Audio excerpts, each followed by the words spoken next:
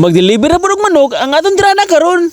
Sa tinuod lang naglisod tag baligya sa atong mga manok nga mga buhi. Pero karon atong patistingan nga mamaligya ta nga inihaw na. Pangitaan gyud tog paagi og dili ta mawala sa paglaom. Halin mo gyud ang binuang kanina bang tinarong. Sige gyud ko po sa online o adto po ko sa merkado kaya ako na yung pangdil ang atong mga manok. Pero wala gini palit kana aday sila supplier nga gikan gyud sa Marsila. Usa na siya sa pinakadako nga supplier sa mga manok diri sa mua. O good news kay pag huna pa lang nato nga ato nang ihaw ng ato mga manok na aday ni order nato. Binamano ta ng order is tulo ka buok ug usa ka kilo nga tiil. Pero sa wala pa na nahitabo na orderan ta og buhi nga 8 sad ka buok. Wala lang nato na bidyuhan kay kalit ang mahitabo. Unya kay dili man ta mosugot nga dili na mahalin tanan mao mo itag pagi nga mamaligya na siya tanan mo nga kanahon ako nga ako lang po ning ihawon kay base ug ang inihaw may paspas mahalin. Yan ang na pugudan sa merkado kung pila ang ilang angkat gikan gid sa ilang supplier mao nga ato lang ning musmusa na atong presyo kay para lang po nga mahalinan ta sa atong mga manok. Pero dito na ko sa merkado nga presyo ang ako nang giusubusan pero sa supplier na isa ako lang pong gipariha. Pero ang uban natong item sama sa batikon atay tinai tayo gulo isbrato bratura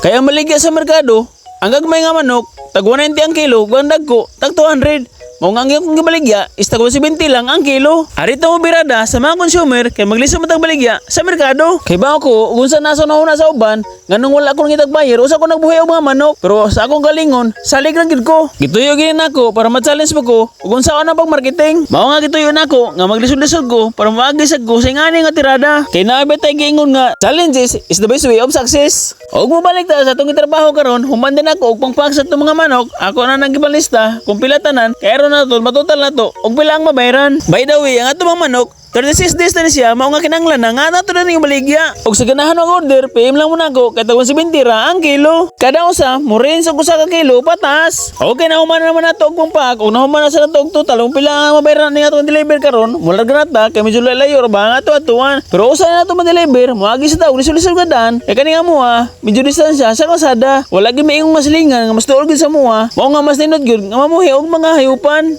Kaya mo reklamo nga silingan kung naman gani mabaho sa atong palibot. First delivery na to is para ato sa pasanan ug ako ra mo ning classmate ang primero nga ni order sa atong mga hinihaw nga mga manok. Og usa po ni siya sa tagiya sa pinakadako nga tindahan diri sa pasanan. Free delivery lang ta kay medyo dulol ra. Nakita ko ni ma'am nga naabot na ko mao nga nigawas na pud siya og isugat niya ang atong deliver nga mga manok. Bilib sad ko sa akong classmate sa una kay bisan sa unsa kalisod namo, naning kamo tumayo og karon, tagiya na og dako nga tindahan. Smooth transaction lang ta ni ma'am, og Gcash lang siya mo bayad. Og dili lang pud ta magdugay kay napay pa deliver nga mga order. Total order na to karong adlaw is 8 ka buhi og 5 ka inihaw. Og sunod na to nga deliveran, diri na pud dapit sa among barangay. Mas nindot ko na to kung palito na siya og binulto, pero kung may murag ginuduha man ta ni, o nga to na ning ibang baligya og kinilo. Dool ra no natong deliveran, mauna sa nakailan nato. Og pasensya dahil sa mga nawag nako, wala jud hunong kay medyo busy pa ko kanapa ko ipan-deliver. Pero every time nga nagyo manawag, mutagasad ko. Wala din ako na makwenta kung pila ang bayro nun. Mao nagdadali pa ko o calculate kung pila tanan. Pero usa ra gid ka buok, wala na ko makwenta kung pila kang mabayaran sa 1.1